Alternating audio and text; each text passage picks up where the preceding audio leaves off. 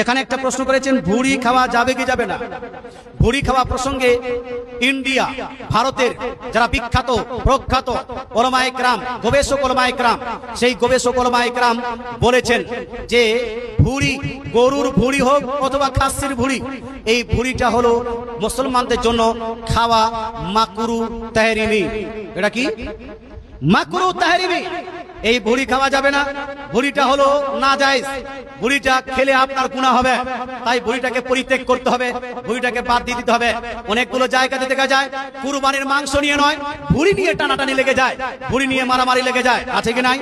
এইদিকে মানুষ ভালো, এই দিকের মানুষ খারাপ নয়, কি কাকা? হ্যাঁ, খুব ভালো মানুষ, কিন্তু কিছু কিছু জায়গাতে দেখবেন গোশত নিয়ে কম, দুইটা আপনি 2 কেজি গোশত কম দাও, কিন্তু আমার ওই ভুড়িটা সমান সমান লাগবে, এরকম ধারণা আছে কি নাই? আছে না? আল্লাহ তাআলা আমাদেরকে বুঝার তৌফিক দান করুক, আমল করার তৌফিক দান করুক।